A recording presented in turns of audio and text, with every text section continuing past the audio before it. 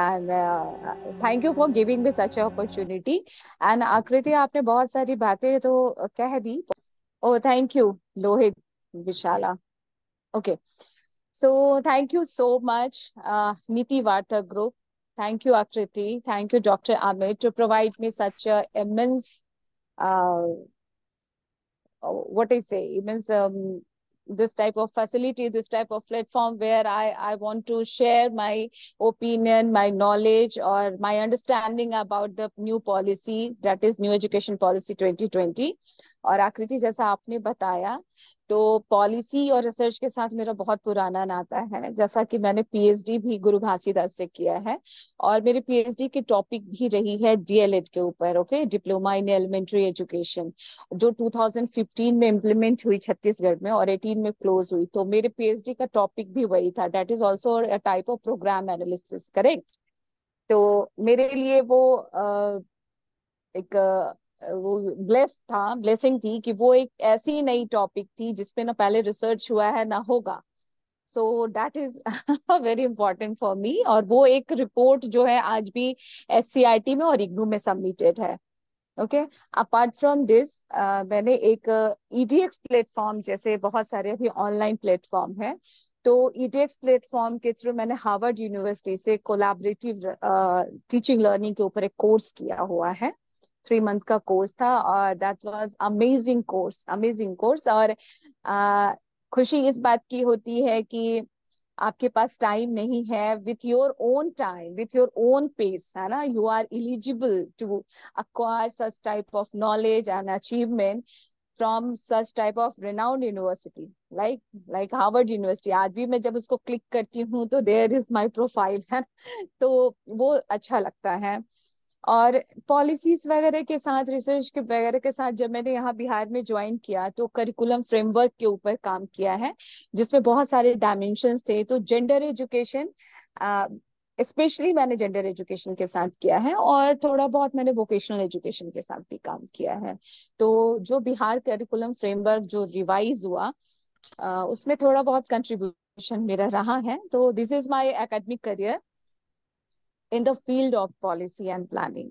Okay, now I am here as a lecturer, और यहाँ भी मैं रिसर्च के साथ जुड़ी हुई हूँ, और आज मैं आपके सामने हूँ। Thank you, ma'am. Ma'am, this is such a great opportunity to be talking to you in this talk session.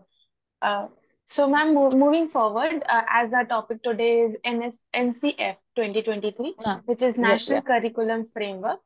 mm, Ma'am, it directly links us to NEP, that is yeah, National Education Policy 2020. mm, So, ma'am, mm, mm, as our whole audience over here is mostly youth, mm, and mm, most of mm, us do not know about NEP exactly. And could mm, you mm. please tell us something about NEP? Sure। Actually, new education policies, this education policy is not, we can say this is first education policy, है ना, in our India। Actually, अब अभी अगर याद हो, the first education policy was published in बहुत बार नहीं हटा है 1986, सर। अच्छा। है ना। इधर है क्या? Hello. Please mute yourself. Excuse me. Please mute hmm, yourself. Soumya Yadav. Hello. I'm sorry for I'm sorry हाँ, for the okay. inconvenience, ma'am. हाँ, ओके। तो सबसे फर्स्ट एजुकेशन पॉलिसी जो हमारे लिए इम्प्लीमेंटेबल और काफी एक लैंडमार्क साबित हुई थी, दैट इज 1986 की पॉलिसी। जो अगर हम उसको देखें तो आफ्टर 3 लॉन्ग डिकेड, है ना, ये न्यू एजुकेशन पॉलिसी 2020 जो हुई, वो आई हमारे पास। और इसकी जो ड्राफ्टिंग की थी, ये ड्राफ्टिंग हुई आपकी 2019 में।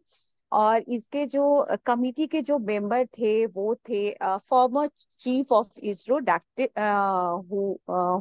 हु इज डॉक्टर के कस्तूरी रंगन। ओके, उनकी अध्यक्षता में ये न्यू एजुकेशन पॉलिसी की ड्राफ्टिंग हुई 19 में, और 20 में, 29 जुलाई को ये जो पॉलिसी है वो हमारे पास आई। ओके, इस पॉलिसी के 4 पार्ट्स हैं। जैसा कि हम जानें तो पहले पार्ट में ये बात करती है स्कूल एजुकेशन के बारे में। ओके। सेकंड में ये बात करती है हायर एजुकेशन के बारे में। थर्ड में ये बात करती है adult education and promoting Indian language. Okay, जो हमारे जो एंसेंट इंडियन लैंग्वेजेस हैं जो कहीं ना कहीं वो गुम होते जा रहे हैं, उनके बारे में ये बात करती है। And also it advocates about the online education. Okay, ये 3 मेजर सेक्शन है और इनके बारे में बात करने के बाद ये 4th सेक्शन में बात करती है कि how we are going to implement such reformation in India. Okay, so these are the 4 parts of NEP 2020. Now, basically, if we talk about the objective, क्या उद्देश्य है NEP के, क्यों आई ये, तो बेसिकली जब हम इसको देखते हैं तो एनईपी का जो मेन ऑब्जेक्टिव है वो आपको है कि एजुकेशन को यूनिवर्सलाइज्ड करना है। ये इसको सबके लिए एक्सेसिबल बनाना है from primary to secondary level. और कब तक इसका टारगेटेड टाइम है? By the year 2030। ओके, तो 2030 तक हमारे एजुकेशन को इसको यूनिवर्सलाइज्ड करना है ताकि हमारा भारत जो है एक एजुकेशनल हब के रूप में, एजुकेशनल कंट्री के रूप में उभर के ये सामने आया। जैसा कि हमारे पीएम ने कहा कि जब काउंटिंग हो तो, जब एजुकेशन की काउंटिंग हो तो वहां पे क्या होना चाहिए कि हर 3 अगर एजुकेशनिस्ट अगर मिले तो उसमें से एक हमारा इंडियन होना चाहिए। ओके, तो फर्स्ट ऑब्जेक्टिव पे ये फर्स्ट ऑब्जेक्टिव इसकी ये है। सेकंड है equitable and quality education provide करना फ्रॉम 3 to 18 years।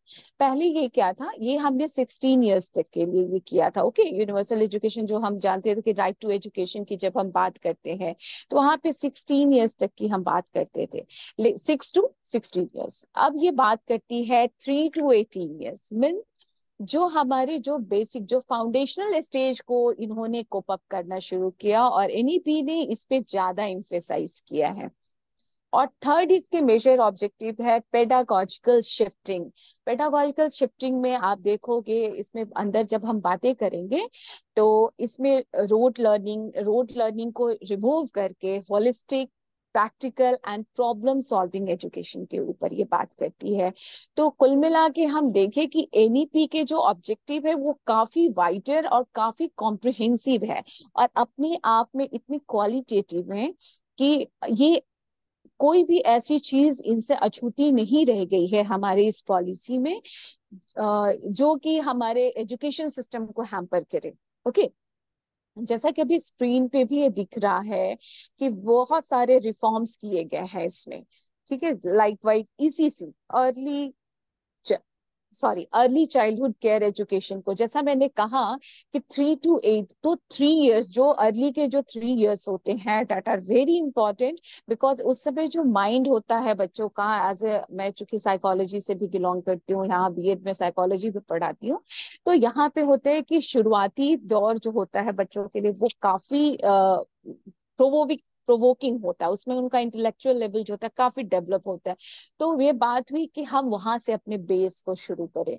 ना सेकेंड वन इज जो आपने देखा कि हमारा जो एजुकेशनल स्ट्रक्चर पूरे चेंज कर दिए गए। जो 10+2 था वो अब बन गया 5+3+3+4। Okay, 5 is our foundational stage, 3 is middle, again 3 is secondary and 4 is higher secondary stage। Okay, 5 को भी बाद में 2 पार्ट्स में बांटा गया जिसमें 3+2 को, ये आगे हम इसको पढ़ेंगे।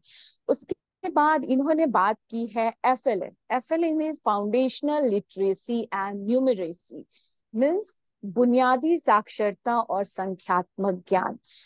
चूंकि ये देखा गया है कि आज हमारे एजुकेशन सिस्टम में हमने बात करें तो बहुत सारे हमारे पास रिपोर्ट्स आई है। नेस की रिपोर्ट आई, नेशनल अचीवमेंट सर्वे की रिपोर्ट आई, बेसलाइन सर्वे हुए, असर रिपोर्ट है, और ये सारे रिपोर्ट्स कहते हैं हमारे बच्चे कहीं ना कहीं लैकिंग है, वो अपने लेवल में उस चीज को पढ़ नहीं पाते, फाउंडेशन लिटरेसी उनके पास कम है। ओके, प्रोफिशिएंसी नहीं है, कॉम्पिटेंसी नहीं है। तो फोकस किया गया कि अगर हमारी बुनियाद कमजोर होगी तो हम उस पे इमारत कभी अच्छी हम नहीं बना सकते। तो बुनियाद पे, फाउंडेशन पे ज्यादा इस पे जोर दिया गया है। ओके, नाउ नेक्स्ट बात आती है कि जब आपने ये सारी चीजें की तो इनको हम एसेस कैसे करें, किस टाइप के, क्या ट्रेडिशनल असेसमेंट जो तरीके हैं data are okay with that is sufficient for us, तो नो, यहाँ पे असेसमेंट को भी चेंज किया गया है। इंक्लूसिव एजुकेशन की बात की गई है, जहां पे सबके लिए, सबका और सबके लिए एजुकेशन की बात की गई है। स्कूल कॉम्प्लेक्सेस की बात की गई, ठीक है। हमारे पास इंफ्रास्ट्रक्चर का, हालांकि ये नई नहीं है, ये सारी चीजें कहीं ना कहीं बहुत पहले से आप देखोगे कि जो वर्धा कमीशन है महात्मा गांधी का 1936 का, उन्होंने भी बुनियादी शिक्षा की बात कही है, ठीक है। बहुत सारे कमीशंस, हमारे बहुत सारे जो साइकोलॉजिस्ट हैं, एजुकेशनल फिलोसोफर्स हैं, उन्होंने बात की है अर्ली एजुकेशन के। तो कुल मिला के हम देखें कि एनईपी जो है वो बहुत एम्फेसाइज करती है आपके फाउंडेशनल एजुकेशन के ऊपर। ओके, और इसीलिए kindly move on to next slide please.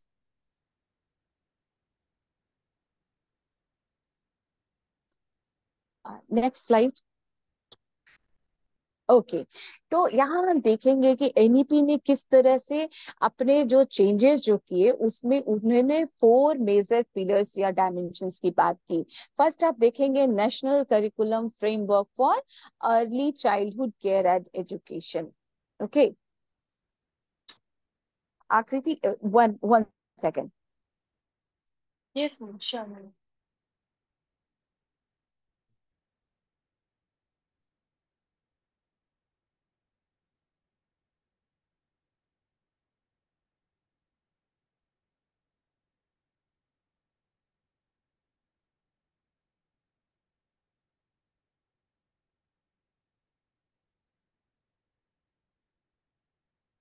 Ma'am, you are mute.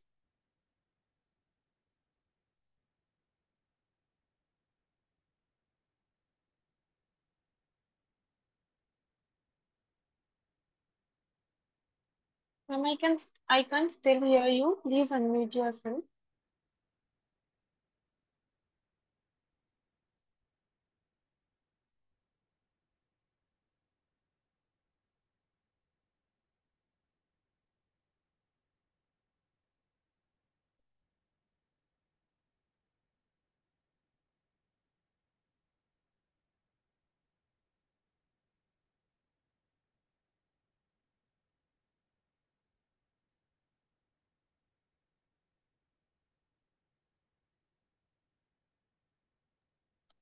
हाँ, हेलो। Okay, Yes, ma'am. हाँ, ओके। तो हम यहाँ देखेंगे कि यहाँ पे जो बात की गई है, सबसे पहले नेशनल करी अर्ली चाइल्डहुड केयर एजुकेशन की बात की गई है। सेकंड वन में यहाँ पे स्कूल एजुकेशन की बात कही गई है, टीचर एजुकेशन की बात कही गई है एंड एडल्ट एजुकेशन की बात की। तो ये जो 4 पिलर्स हैं, आप देखेंगे कि जैसे जैसे हमारे लाइफ के, एक ह्यूमन बीइंग के लाइफ को, मतलब अर्ली चाइल्डहुड से लेकर हम एडल्ट एजुकेशन तक में, एडल्ट एज तक में जो एजुकेशन उनको चाहिए, जो रिक्वायर्ड है, उन सारी चीजों की बात कही गई है। Okay, now move on to next slide.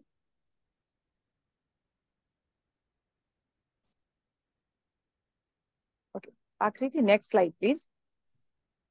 Yes, ma'am. हाँ, हाँ, ओके।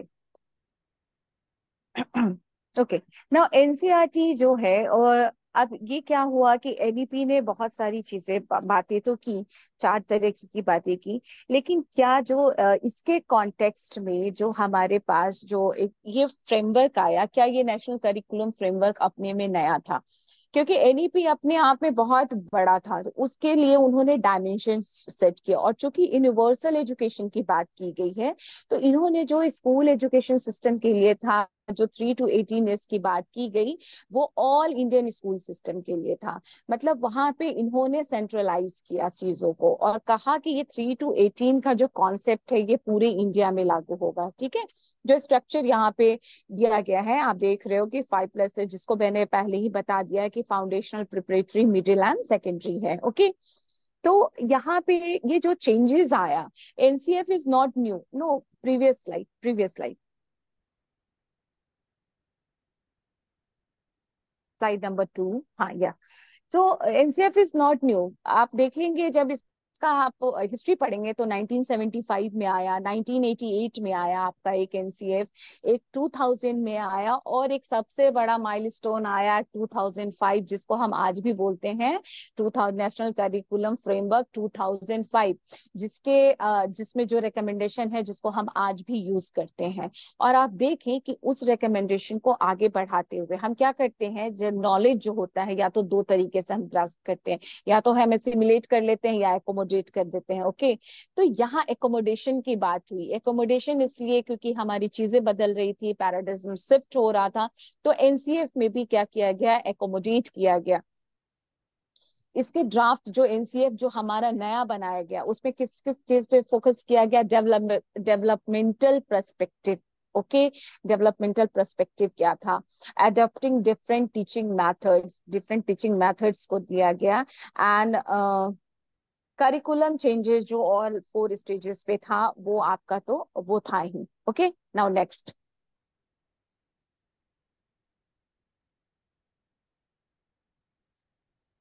ओके, तो हमने इसकी भी बात कर ली है ना, अर्ली चाइल्डहुड केयर की बात कर ली है। तो हम जब इसी की बात करते हैं, जैसा मैंने कहा कि यहाँ पे ब्रेन डेवलपमेंट, आप देखिए मैंने उसको अंडरलाइन भी किया है कि फर्स्ट 8 इयर्स के लाइफ में ब्रेन डेवलपमेंट बहुत रैपिडली होता है। ओके, तो एनईपी ने सिर्फ इसीसी नहीं, इसको एकोमोडेट करने के लिए उन्होंने बहुत सारे 3 और भी तरीके के मिशन निकाले, जिसमें निपुण, विद्या प्रवेश एंड बाल वाटिका, ये 3 तरीके के और भी मिशन थे और भी प्रोग्राम्स थे, जिन्होंने इसी सीख को इम्बाइब करने के लिए अपने एजुकेशन सिस्टम में इन्होंने तरह तरह के प्रोग्राम को ऑर्गेनाइज किया। ओके, तो यहाँ पे कहा गया है कि सिर्फ एजुकेशन सिस्टम ऐसा नहीं है कि सिर्फ रोट मेमोराइजेशन करना है, किसी चीज को ग्रास्प कर लेना है, उसको याद कर लेना है, बल्कि उससे अपने सेल्फ को डेवलप भी करना है।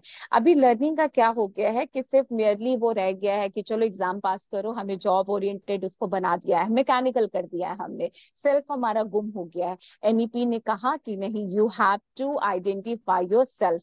ओके, और इसके लिए उन्होंने पंचकोशीय कॉन्सेप्ट को लिया। ये पंचकोश कॉन्सेप्ट इज नॉट न्यू, ये तैत्तिरीय उपनिषद से लिया गया है, काफी पुराना है। और उन्होंने कहा कि हम अपने सेल्फ को कैसे आइडेंटिफाई करते हैं, तो थ्रू पंचकोश कॉन्सेप्ट। यहाँ तक में कुछ क्वेश्चन है आकृति?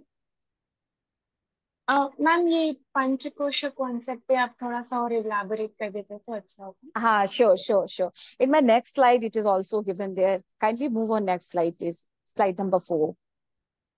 ओके, आ गया। या दिस इज, आप देखोगे, इसको मैं एक एग्जांपल की तरह बताऊं। आप पहले देखो कि यहाँ 5 कोश की बात की गई है। फर्स्ट वन इज अन्नमय कोश, सेकंड इज प्राणमय कोश, थर्ड इज मनमय कोश, विनन्नमय कोश एंड आनंदमय कोश। ये 5 तरह के कोश, कोश मीन्स लेवल या स्तर की बात करें, ठीक है। हम इसको ऐसे समझे कि एक बल्ब है, बल्ब पे हमने 5 लेयर चढ़ा दिया। ओके, तो 5 लेयर चढ़ाने के बाद क्या होगा, बल्ब से लाइट आएगी, क्या रोशनी आएगी? No ma'am. हमारे ऑडियंस, कैसी रोशनी आएगी? कैसी रोशनी आएगी बल्ब पे अगर हम 5 लेयर चढ़ा दे तो?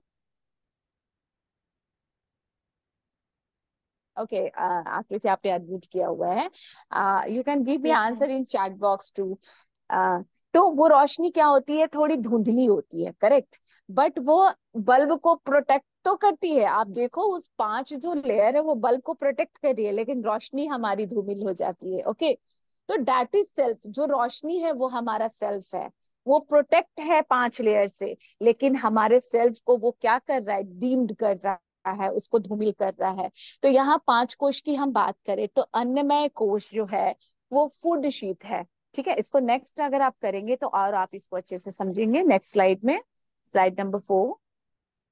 हाँ, या हमारे बॉडी को 3 पार्ट्स में बांटा गया है। ओके, द ग्रॉस बॉडी, जिसको हम स्थूल शरीर कहते हैं, जो विजिबल है, जिसको हम देख सकते हैं। तो ये अन्नमय कोश और प्राणमय कोश, अन्नमय मतलब अन्न, फूड के लिए जो लेयर बना हुआ है, और प्राणमय जो हमें ऊर्जा है, जो एनर्जी है, जो हमें लाइव रखती है। ओके, तो इन दोनों कोश को हम स्थूल में, क्योंकि वो हमें दिखाई देता है ना, आप कुछ खा रहे हो, आप लीन थीन हो, आप फैटी हो, है ना, आपका ग्लोइंग स्किन है ना, आप डाउन हो, ये सारी चीजें हमें दिखाई, यू आर एनर्जेटिक और नॉट, यू आर हैप्पी और नॉट, ये सारी चीजें दिखाई देती है ना, विजुअल है हमारे लिए। ओके, तो ये स्थूल शरीर है। तो स्थूल शरीर में अन्नमय कोश और प्राणमय कोश रहता है। दूसरा है सूक्ष्म शरीर, जो हमें अपने नेकेड आई से दिखाई नहीं देता, जो हमारा मन है। ओके, और जो हमारा इंटेलिजेंस है।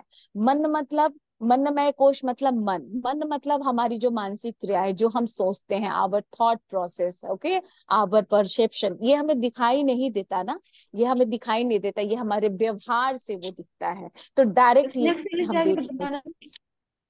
हाँ हेलो, हाँ। हेलो, काइंडली स्नैक्स के काइंडली लिए म्यूट क्या? कर ले आप, काइंडली म्यूट करें आप सब। तो ओके, बता। Okay.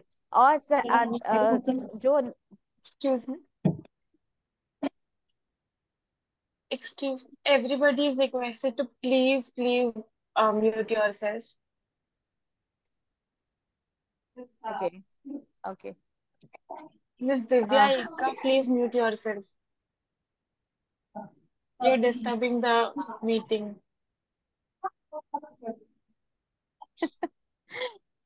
Okay. Host, now please. Next, Yes, ma'am. आकृति आप उनको म्यूट कर दो, Ma'am, दिव्या को। I'm not the okay, host actually. Okay, Yes. Okay.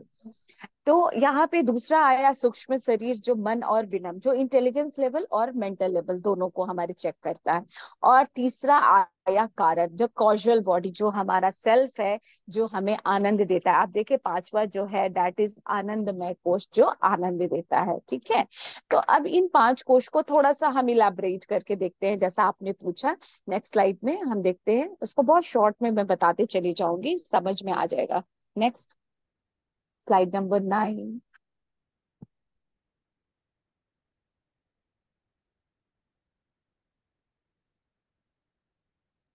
Actually, slide number 9, please. Okay. Now, अन्नमय कोश, आप देखें यहाँ पे लिखा हुआ है, दिस कोश इज, अन्नमय मीन्स फूड, अन्न मीन्स फूड। ओके, तो this body is made of food. हम कहते हैं ना कि पांच तत्व से हमारा शरीर बना है, तो वो कौन से पांच तत्व हैं? वो कौन से पांच तत्व होते हैं जो हमसे हमारा शरीर बना है? Ma'am, according to science, it is earth, water, fire, wind, and if I'm forgetting one or two energy, things, energy, energy. Energy. Yes. Okay, तो right, you are absolutely right.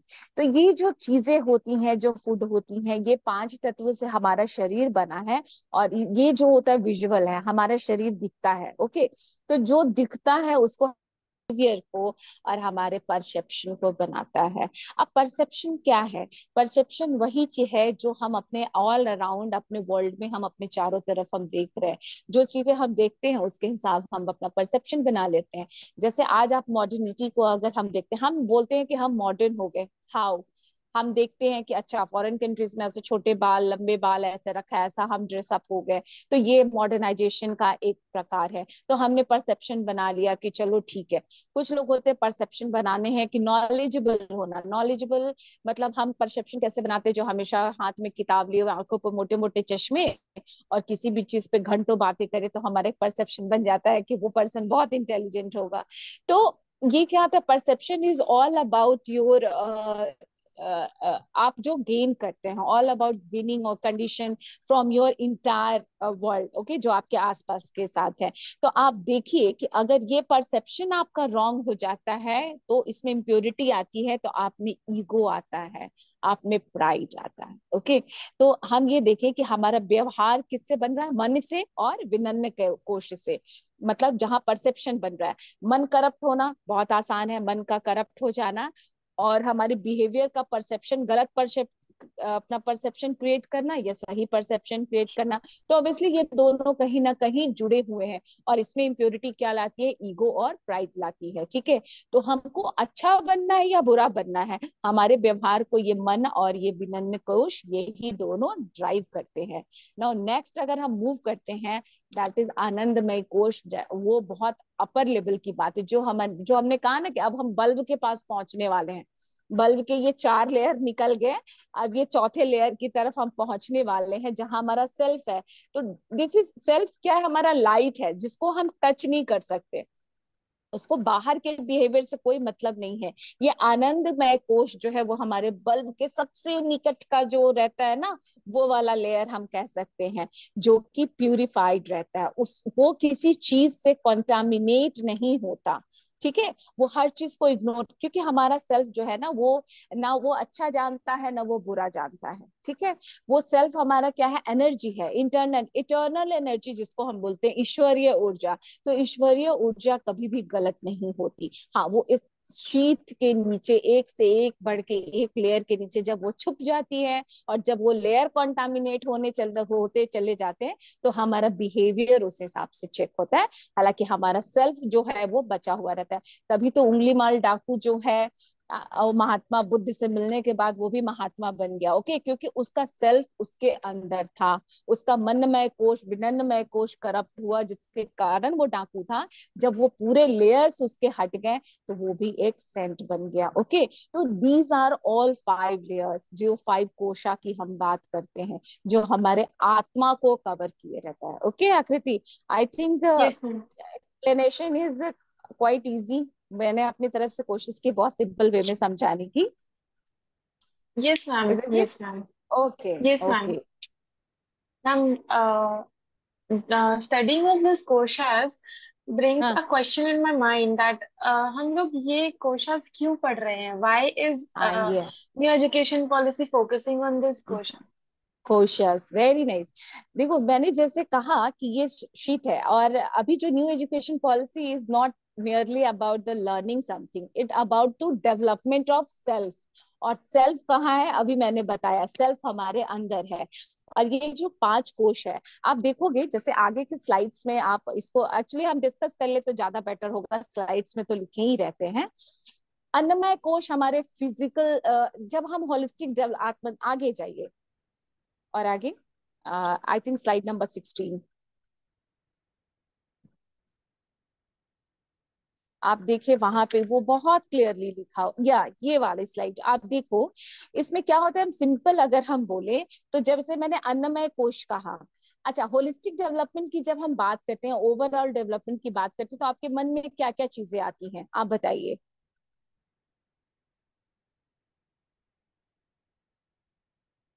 Hello, hello, hello Aakriti, audible I am? Hello, hello, am I Audible?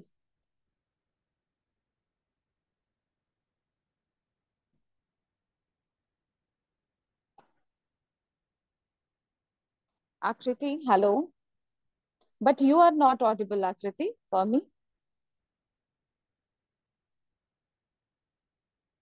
Okay, hello, kindly see what the problem. और बाकी आप सब सुन पा रहे हैं मुझे? Kindly message करें ताकि मुझे पता चले कि okay, okay Sudhanshu, thank you. Aakriti, kindly unmute yourself. Okay, जैसा आकृति ने पूछा, चलिए हम आगे बढ़ते हैं, आकृति अपने आप को अनम्यूट कर लेगी। जैसे आकृति Hello. ने पूछा हमसे। हाँ, तो ये हम देखते हैं कि अब हम ओवरऑल डेवलपमेंट की बात करते हैं, तो हम उसमें क्या क्या देखते हैं। हम फिजिकल डेवलपमेंट की बात करते हैं, हम मेंटल डेवलपमेंट की बात करते हैं, हम सोशल डेवलपमेंट की बात करते हैं, इमोशनल डेवलपमेंट की बात करते हैं, और हम किस चीज की बात करते हैं, मेंटल डेवलपमेंट की हम बात करते हैं। ओके, तो हम यहाँ पे देखते हैं कि जो अन्नमय कोश है वो हमारी फिजिकल बॉडी है, तो उससे हमारा फिजिकल डेवलपमेंट होगा। फिजिकल डेवलपमेंट कैसे होगा, अच्छे से खाएंगे पिएंगे तो हमारा फिजिकल डेवलपमेंट होगा। किसी भी बच्चे के हम फिजिक के ऊपर ध्यान, क्योंकि कहा गया है ना कि स्वस्थ शरीर में स्वस्थ मस्तिष्क का निवास होता है, हम सभी जानते हैं ना इसको।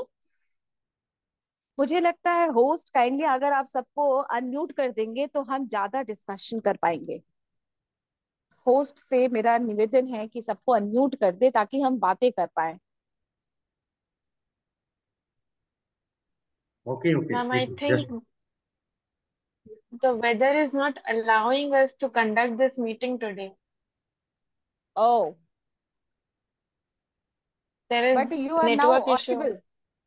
You are now Yes, ma'am. audible. My network was not stable. Oh, so may I continue or not? Yes, ma'am. Sure. Okay, okay.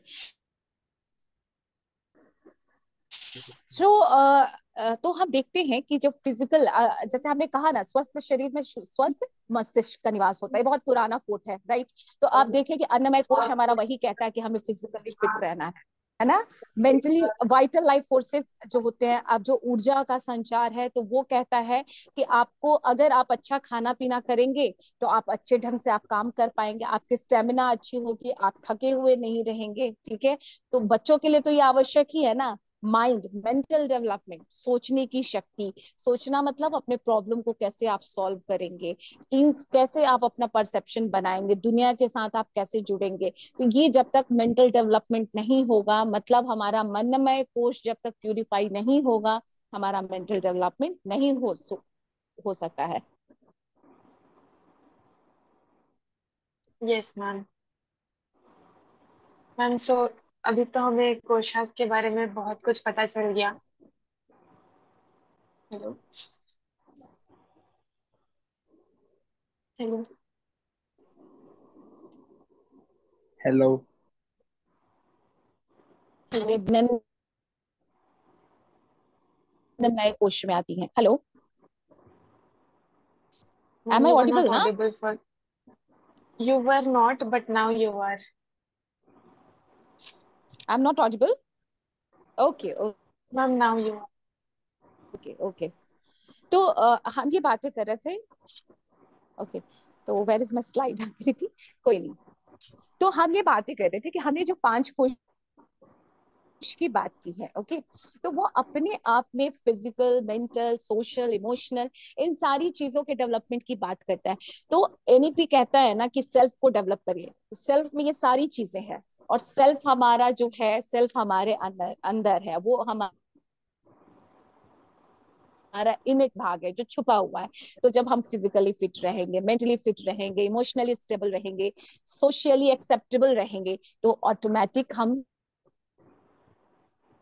खुश रहेंगे, अपने काम को ज्यादा अच्छा से करें, हम ज्यादा लर्न कर पाएंगे, ज्यादा स्किल्ड हो पाएंगे, और हमारी कॉम्पिटेंसी बढ़ेगी। That's why NEP advocates this 5 कोशास।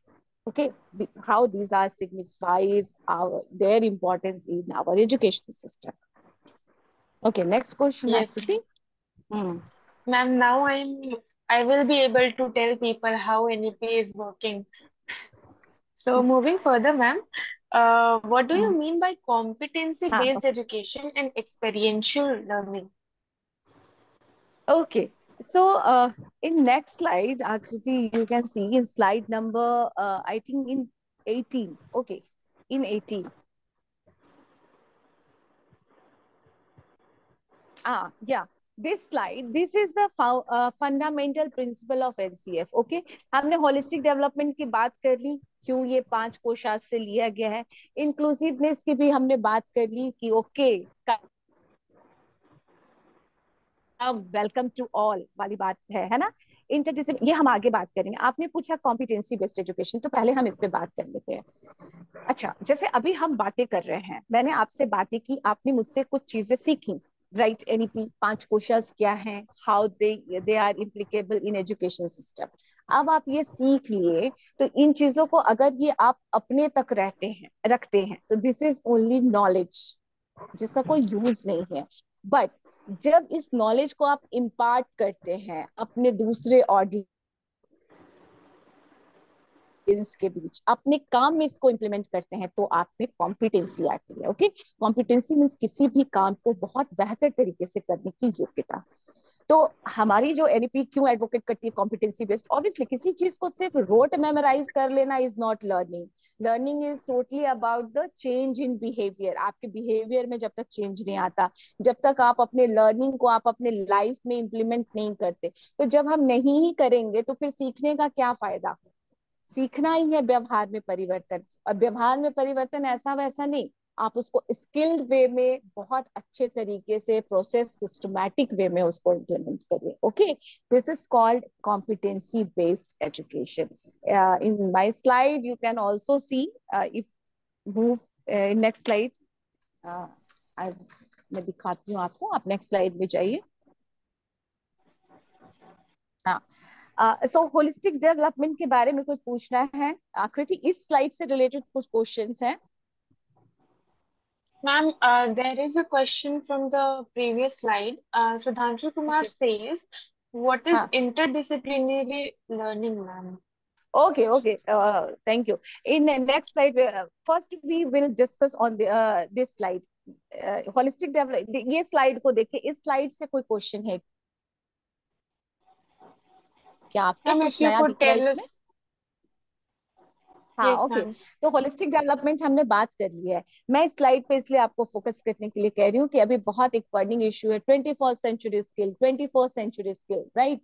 What are 21st century skills? तो मैं वहां पे कहना चाहूंगी कि there are 12 21st century skill. 12 century 21वीं शताब्दी के स्किल्स हैं, जिसमें से 4C, 4 स्किल्स जो है वो लर्निंग स्किल्स है. 4C's बोलते हैं उसको, जो आपके सामने यहाँ दिया हुआ है. दैट इज, आप देखें, critical thinking, communication, collaboration and creativity. These 4C's are called learning skill, और इसके ऊपर एनईपी ने ज्यादा एम्फेसाइज किया है. ओके, 21st सेंचुरी स्किल्स क्या है ये आपको मिल जाएगा, जिसमें से 4 आपके लर्निंग स्किल है, 3 लिटरेसी स्किल है, वो आगे भी है. लेकिन होलिस्टिक डेवलपमेंट में आप देखिए इस पे ज्यादा फोकस किया गया, इन 4C's के ऊपर. क्रिटिकल थिंकिंग मतलब किसी भी प्रॉब्लम को आप कैसे आप सॉल्व करते हैं, है ना, finding solution of a problem. Communication, how you communicate, आप अपनी बातें कैसे करते हैं. अब मैं आपको बोलूं आकृति तुम ये क्या बोल रहे हो, ओके, और मैं बोलूं आकृति आप ये क्या बोल रहे हो, ये आपको Yes, क्या ma'am. लगा? फर्स्ट वे में मैंने कैसे कहा? फर्स्ट वे में आप, मैं बहुत रूडली आपसे बिहेव करूंगी तो आप मुझे आंसर ही नहीं दोगे, करेक्ट? लेकिन मैं पोलाइटली Yes, आपसे ma'am. बिहेव करूंगी तो आप हो सकता है एक के बदले 2 आंसर मुझे करो. तो this is very important in the case of our school education, right? Even if in the sense of every level of education, I think कि वहां पे एक कम्युनिकेशन, एक वेल कम्युनिकेशन स्किल स्टैब्लिश होना चाहिए. Now, what is collaboration? Collaboration is to work Meeting विथ up. Together, या to work together. कैसे हम एक दूसरे के साथ मिलके काम कर सकते. अपने आपको बॉक्सेस में बंद नहीं करना है हमें. अरे मैं ये हूँ, मैं साइंस का हूँ तो मैं सोशल वाले से बात नहीं करूंगा, मैं मैथ्स का हूँ तो मैं सोशल हिस्ट्री वाले से बात नहीं करूंगा, इंग्लिश का हूँ तो हिंदी वाले से बात नहीं करूंगा. इस तरह से अपने आप को बॉक्सेस में बंद नहीं करना चाहिए. एक्चुअली मैंने कहा ना, जो हार्वर्ड से मैंने जो कोर्स किया था उसमें यही बहुत अच्छी बात थी कि वहां पे फॉरेन कंट्रीज में कोलैबोरेटिव टीचिंग लर्निंग के ऊपर काफी फोकस किया जाता है. ठीक है, सब मिलके काम करते हैं. And now last one is creativity. Creativity मतलब think outside the Correct. Box. आपके पास जो है वो तो है ही, लेकिन उसके बाहर आप क्या सोच सकते हैं, that is your creativity. Okay, तो this slide shows about the holistic development and 4C's of 21st century skill. Okay, now next slide. हाँ, next slide. Okay, now inclusivity. यहाँ पे देखिए, ऑल आर वेलकम, हर तरह के लोग वेलकम है. तो इसमें बहुत ज्यादा मुझे डिफाइन करने की जरूरत नहीं है, मुझे लगता है आप सभी लोग इस चीज को जानते हैं. एक चीज और मैं जानती हूँ कि यहाँ पे बेसिकली मार्जिनलाइज्ड ग्रुप के ऊपर, कम्युनिटीज के ऊपर ज्यादा फोकस किया गया. आपको मैं बता दूं कि हमारा एक ऑनलाइन प्लेटफॉर्म है, digital gender atlas, that is DGA. आपने नाम सुना होगा तो अच्छी बात है, otherwise you have to note down. ये क्या करता है, ये जेंडर एटलस वैसे ज्योग्राफिकल पॉकेट्स को वो आइडेंटिफाई करता है. बेसिकली ये गर्ल्स के लिए बना हुआ है. ओके, तो ऐसे वो ज्योग्राफिकल एरियाज को फोकस करता है जहाँ पे जो मार्जिनलाइज्ड ग्रुप के जो गर्ल्स हैं, जिनको एजुकेशन नहीं मिल पा रहा है ना, और जिनको किसी तरह की परेशानी हो रही, उनको वो आइडेंटिफाई करता है. तो ये इस तरह का एक इतना अच्छा डिजिटल प्लेटफॉर्म है. जैसे हम इंक्लूजन की बात करते हैं तो हमसे कोई भी एक एस्पेक्ट छूट ना जाए, कोई भी एक कम्युनिटी छूट ना जाए, उनको कैसे हम सबको एक साथ लेके आए। तो एनईपी का एक बहुत बड़ा एक ये है कि सबका, we all are in same platform, in same court, और सबका वेलकम है। Okay, now next.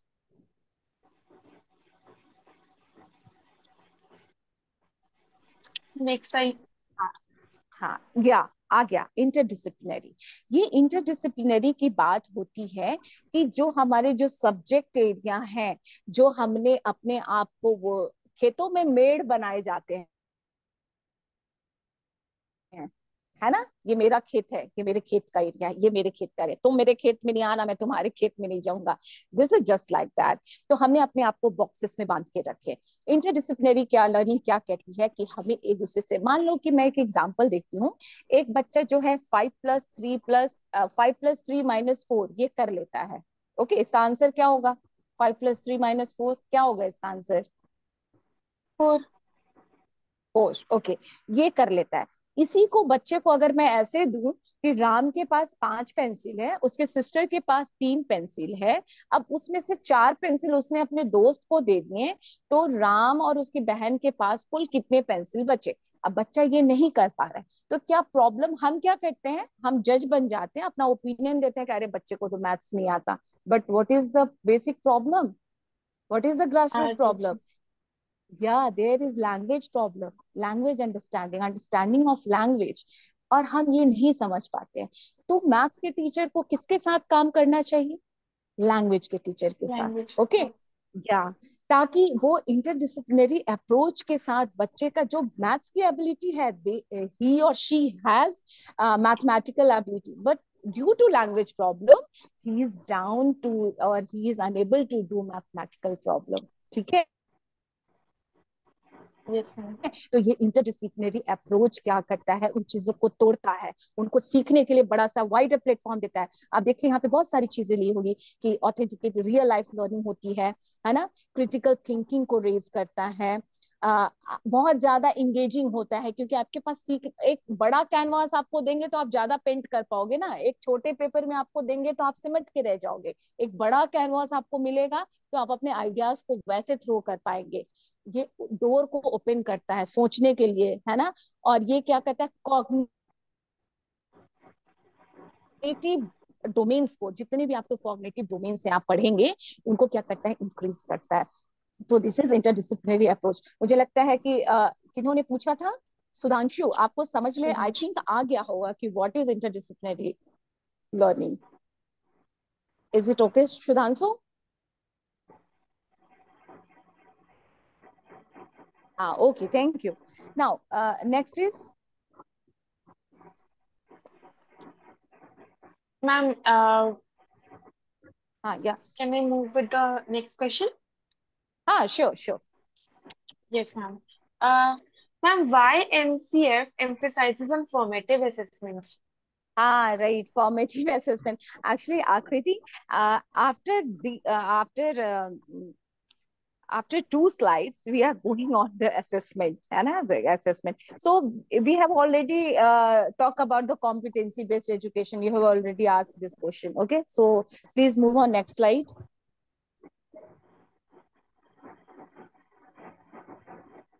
हाँ, use of technology is also not new for us. Okay, technology को कैसे इम्बाइब करना है, टेक्नो से भी हमें कैसे बनना है। और यहाँ देखिए, ये जो डायग्राम है ये आपको बता रहा है कि यहाँ स्टूडेंट, कंटेंट, टेक्नोलॉजी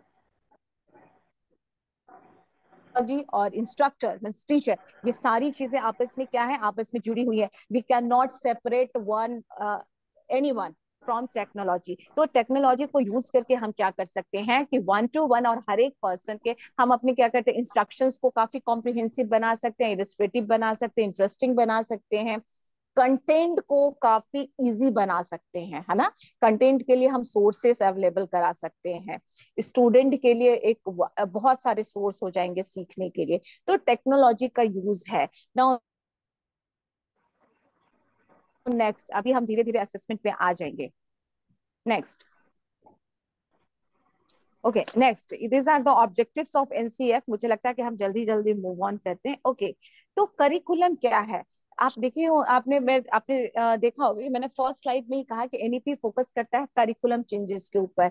तो करिकुलम हमेशा चेंज होने चाहिए। क्यों चेंज होने चाहिए? सिचुएशन हमेशा एक सी नहीं रहती ना, हमारे डिमांड्स बढ़ जाते हैं, हमारी जो इन्वायरमेंट है वो चेंज हो जाती है, तो उसके अकॉर्डिंगली हमारे करिकुलम में चेंजेस होना चाहिए। तो ये करिकुलम डिजाइन का फेनोमेना है। फर्स्ट आप डिजाइन करिए, फिर डेवलप करिए, उसके बाद करिकुलम को आप इम्प्लीमेंट करिए, मॉनिटर करिए, इवेलुएट करिए, रिव्यू करिए। ये हमारे एनसीएफ के साथ भी यही हुआ है।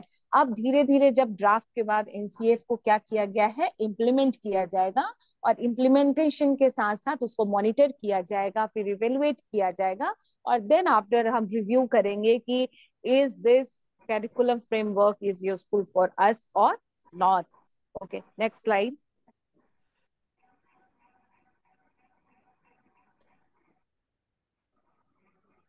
Okay, pedagogy, student. पेडागोजी क्या है? पढ़ाने का तरीका। तो चूंकि उन्होंने पूरे स्कूल स्ट्रक्चर ही चेंज कर दिया, 5+3+3 +4 कर दिया, उसमें 5 को बांट दिया, तो स्टूडेंट व्हाट, क्या, हाउ, कैसे, व्हाई, क्यों, ये तीनों क्वेश्चन का आंसर देता है। और आप नेक्स्ट स्लाइड में आप देखेंगे कि ये भी हमारे जो पंच, जो हमारे पुरानी जो पद्धति है, जो हम लेसन प्लान्स की बात करते हैं, नेक्स्ट स्लाइड में आप देखेंगे पंचदी जिसको हम बोलते हैं, ये भी 5 स्टेप लर्निंग प्रोसेस है पेडागोजी का। Kindly move on next slide. नहीं नहीं, इसके पहले।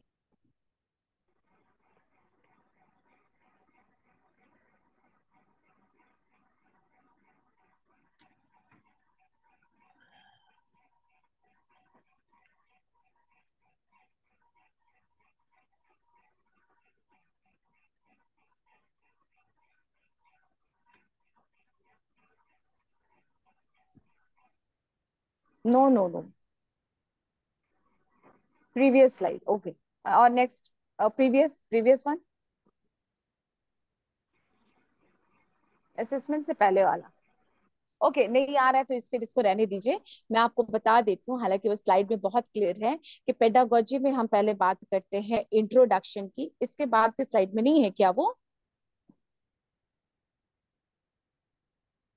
इट्स ओके, नहीं है तो मैं आपको बता देती हूँ, it's okay.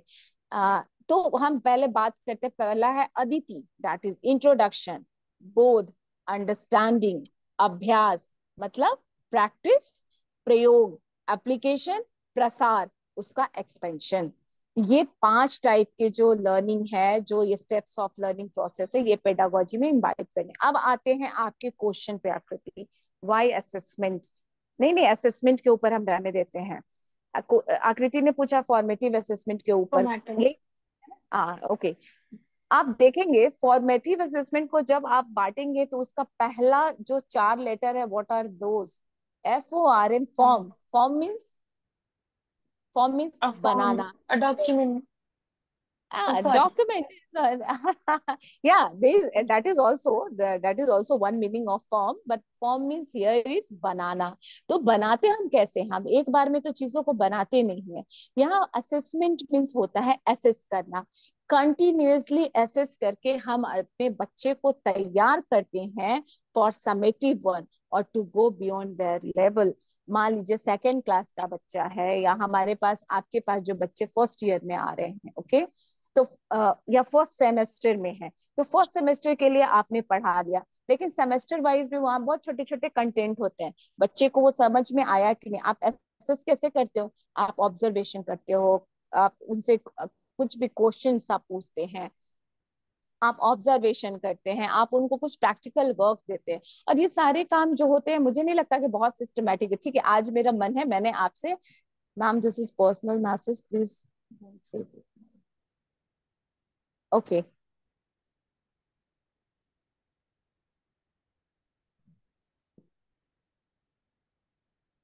Okay, so assessment, okay, तो असेसमेंट, तो दैट्स वाई मुझे लगता है कि नेक्स्ट स्लाइड हम देख लें, थोड़ा पर्सनलाइज लर्निंग के ऊपर हम बात करें। तो असेसमेंट क्या होता है? एक्चुअली हर एक स्टूडेंट के लिए काम करता है, ठीक है। और जो हम इसके बाद नेक्स्ट चले जाइए आप। हाँ या जो हमने मेरा जो टॉपिक था कि क्यों पर्सनलाइज्ड लर्निंग इन एजुकेशन की हम बात करते हैं, तो यहाँ पर्सनलाइज्ड लर्निंग की बात है one two one.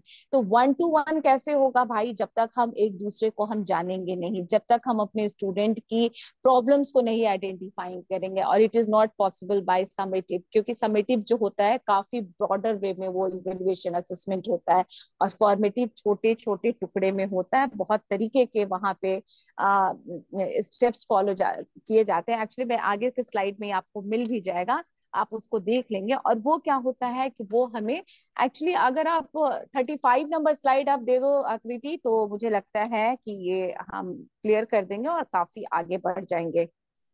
Yes ma'am. Okay 35। हाँ या यहाँ पे नो पीछे, नहीं नहीं पीछे पीछे, फॉर्मेटिव असेसमेंट का जो था, और पीछे एक साइड जाइए। हाँ या यहाँ देखिए, यहाँ पे बहुत सारे तरीके हैं, छोटे छोटे तरीके हैं। तो ये KWL कॉन्सेप्ट पे काम करता है। व्हाट इज KWL कॉन्सेप्ट, ये जानना चाहिए। के मतलब व्हाट दे नो, बच्चे क्या जानते हैं। W मतलब what they want to know, वो क्या जानना चाहते हैं। और L मतलब what they have learn at the end, वो लास्ट में क्या पढ़ेंगे। और ये जो KWL जो कॉन्सेप्ट जो है, ये बिना फॉर्मेटिव असेसमेंट के पॉसिबल नहीं है। इसीलिए NEP जो है एम्फेसाइज करती है फॉर्मेटिव असेसमेंट के ऊपर, ताकि हर एक इंडिविजुअल को उनके नीड के अकॉर्डिंग हम उनको एजुकेशन दे पाए। और ये यूनिवर्सल एजुकेशन का जो हमारा ड्रीम है, एक्चुअली जो हमारा एम है, वो हम काफी जल्दी फुलफिल कर पाए। तो ये जितनी सारी बातें हमने कही कि 21st सेंचुरी स्किल होनी चाहिए, टेक्नोलॉजी होनी चाहिए, हमारे पास ट्रेन टीचर होने चाहिए, पेडागोजिकल शिफ्ट होनी चाहिए, ये कहीं ना कहीं रूट है हमारे वेदास पे, हमारे इंडियन ग्रास रूट से आई हुई चीजें हैं, जिसको NEP वापस लेके आ रही है। तो मुझे लगता है कि इतना काफी है हमें आज के लिए ये जानने के लिए कि क्यों NEP को हम कहते हैं कि अगर हम school education, national curriculum framework for school education को हम फॉलो करते हैं, तो वन टू वन इंटरेक्शन हर एक स्टूडेंट के लिए हम क्वालिटी और क्वांटिटी जो नहीं, क्वालिटेटिव एजुकेशन हम प्रोवाइड कर पाएंगे। और 2030 का जो हमारा एम है कि हर एक बच्चे हमारे एजुकेट हो जाए, वो ड्रीम हम कंप्लीट कर पाएंगे। So thank you so much. This is I think I am able to conclude myself. Okay, so yes ma'am. this is my presentation, and if any question query, then you are welcome. Yes, please leave your questions and feedbacks in the chat box. And also, I wanted to say, ma'am, formative assessments, when I was in school back then, we used to think Hmm. why formative Hmm. assessment is always on Mondays, and in every week we have to give a test. We were Hmm. so fed up of that formative assessments, and now when we come to this and we learn about things, so we think that whatever is done in the school life, it is for our well-being, so that we could form our futures. So Yeah, thank yeah. you so much for ma'am for teaching us Always that remember thing. KWL concept. KWL concept in each and every field. Okay, this concept is very valuable. है ना, what they know, what they want to know, Yes, and ma'am. what they learn at the end of any program. This is only possible with the help of formative assessment. Okay. Okay. Yes, ma'am. Thank you, ma'am. Yeah. Any questions? Please write in the chat box.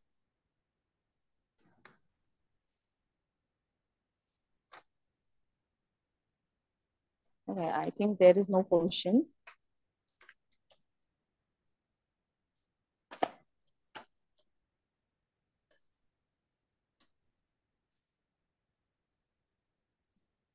What is Ma'am, interdisciplinary? Sudhanshu Kumar asks, हाँ, या शुधांशु, actually interdisciplinary, देखिए दो चीजें होती हैं। आप अगर शब्द अगर जानते होंगे, इंटर और इंट्रा, ओके, दो शब्द है।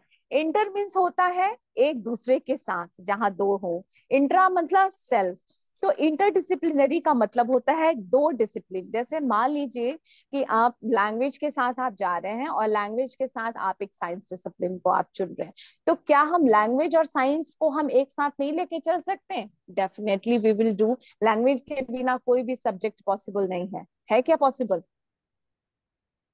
आप चाहे जिस भी फील्ड में जाएं, लैंग्वेज के बिना कुछ भी पॉसिबल नहीं है। तो इंटरडिसिप्लिनरी जो लर्निंग है वो हमें प्रोवाइड करता है कि जो कंसेप्ट मान लीजिए आपको मैथमेटिकल टर्म में कोई चीज ऐसी हिंदी के बहुत क्लिष्ट वाला एक आ गया, बहुत डिफिकल्ट वर्ड, वो आप कहाँ सीखेंगे? तो हिंदी के डिक्शनरी में जाके सीख लो भैया, हिंदी के टीचर से जाके सीख लीजिए। तो दिस इज कॉल्ड इंटरडिसिप्लिनरी, मतलब ब्रैकेट को तोड़ना, है ना, दो मेड़ों के बीच में जगह बनाना। तो दिस इज ये जो होता है वो बहुत सारे सब्जेक्ट को आपस में इंटीग्रेट करता है। और अभी जो आप देखेंगे, जब अभी तो टाइम कम है, नहीं तो एनईपी ने जो 9, 10th, 11th, 12th के लिए जो सिलेबस जो फ्रेम किया है कि किस तरह कोर पेपर्स पढ़ना है, उसमें इस तरह की बातें की गई कि किस तरह आप मैथ्स के साथ आर्ट्स भी पढ़ सकते हैं और लैंग्वेज के साथ आप मैथ्स भी पढ़ सकते हैं। ओके, तो दिस इज कॉल्ड इंटरडिसिप्लिनरी, मतलब दो डिसिप्लिन को एक साथ लेके चलना। ओके शुदांशु, और आप चाहेंगे तो मैं अलग से आपको भेज दूंगी। Okay, ma'am. Thank you so much, ma'am, for coming today and giving us your precious time. And Neeti Varta is very, very grateful that you have come across at our talk sessions. And thank you, everyone, for participating and being here for us. And thank you all. And do not forget, Neeti Varta will be coming with with exciting topics further. And thank you so much. I think we should. Sure, thank you